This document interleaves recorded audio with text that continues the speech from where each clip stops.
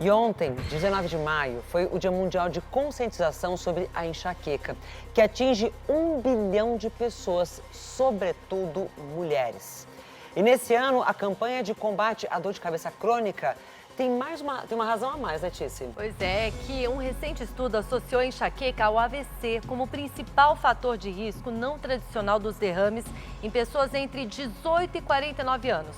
Descoberta que deve ser melhor observada pelos 30 milhões de brasileiros que sofrem dessa cefaleia incapacitante. Como vocês vão ver agora na reportagem da Gabriela França.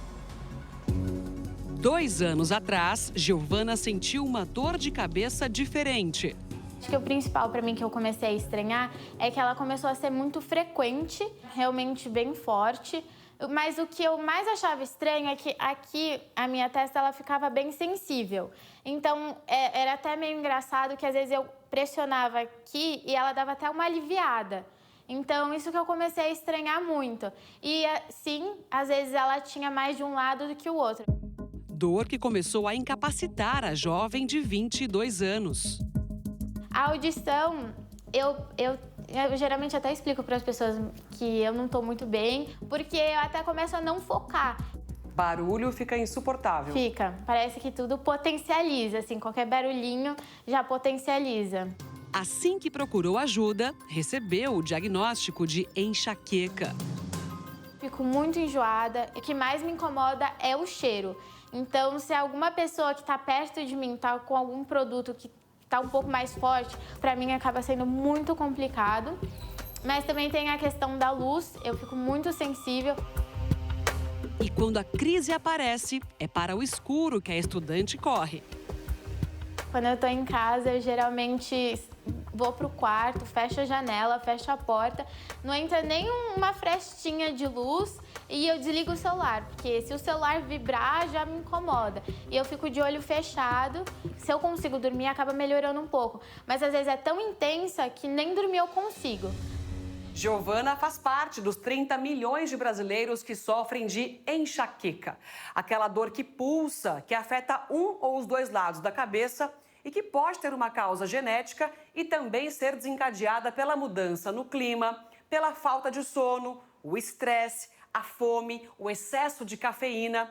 E entre os principais tipos de enxaqueca estão a com aura e a sem aura. A aura, o indivíduo tem alterações, muitas vezes de ordem neurológica, que dizem que a dor de cabeça vai aparecer. Por exemplo, alteração visual, um embaçamento visual, alteração da visão periférica, a sensação de zigue-zague ou às vezes alguns pontinhos de luz que brilham, dormências pelo corpo, alterações motoras e algum desconforto antes do próprio processo doloroso ter início. E a enxaqueca normal, ela só aparece? Ela só aparece sem essa manifestação clínica que faz o prenúncio da existência do quadro clínico. Giovana conhece bem essa sensação. Quando eu fui na neurologista, ela me explicou que a áurea ela pode ser diferente para cada pessoa, mas a minha, principalmente, eu costumo descrever ela da seguinte forma. É aquelas TVs antigas de tubo, quando você colocava no canal errado, ela ficava numa tela que vai pipocando, assim, vários pontinhos. É uma tela preta com vários pontinhos pretos. É exatamente isso que eu enxergo, né, que aparece para mim. Eu coloco a mão assim na minha frente, eu não enxergo a minha mão. É desesperador. E foi a enxaqueca com aura que entrou em evidência após um estudo recente sobre o acidente vascular cerebral. Foram avaliados fatores de risco tradicionais como hipertensão, diabetes, colesterol alto, tabagismo, obesidade e doenças cardiovasculares e os não tradicionais. E a enxaqueca com aura foi apontada como principal fator de risco não tradicional para AVCs em pessoas entre 18 e 49 anos. Nós sabemos que o AVC é causado por um entupimento de um vaso ou por uma vasoconstrição, que faz com que o oxigênio e a glicose não cheguem de forma adequada no neurônio. Por isso, existe essa correlação entre a enxaqueca com aura e a maior manifestação do AVC. Diante dessa descoberta, o especialista reforça a importância de não negligenciar a doença. A pessoa que tem enxaqueca, ela infelizmente vai conviver com a dor no decorrer da sua vida. Fazendo o tratamento, a frequência pode diminuir, a incidência e a própria força com que a manifestação clínica se faz presente pode ser controlada, mas fica sempre um alerta. Mudou o padrão do perfil da dor de cabeça, precisa procurar um médico, porque de repente pode ter um AVC acontecendo, pode ter um tumor cerebral, ou alguma outra alteração que não seja dessa cefaleia crônica. Para ter um diagnóstico preciso, a dica é: quando a dor aparecer, anote.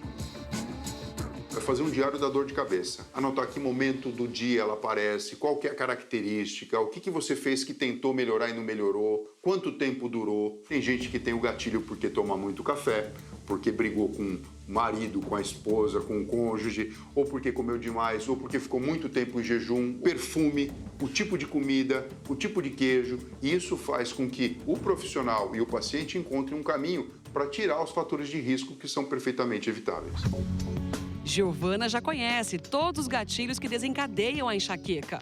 Além de mudar a alimentação, o cuidado com o sono aumentou. Principalmente o que eu foquei foi a questão da alimentação. Então, por exemplo, evitar chocolate, evitar café, frituras. Muito tempo com privação de sono, que acaba acontecendo geralmente em semana de prova. São as vezes que eu mais tenho as crises. Cabelo preso, rabo de cavalo, ou, por exemplo, o chapéu, porque ela fica bem aqui nessa área, fica apertando, ficar menos tempo na rede social, porque é muito estímulo, a luz. Tá conseguindo evitar as crises? Sim, por enquanto eu tô conseguindo lidar bastante. Eu ainda tenho dor de cabeça, mas não tenho a crise. Então, pra mim, isso é o primordial, porque a crise que acaba me incapacitando de fazer muitas coisas, né? Então, eu tô conseguindo lidar bem com essas reeducações e mudanças de hábito. Já sabe aonde vai assistir aos jogos do seu time favorito?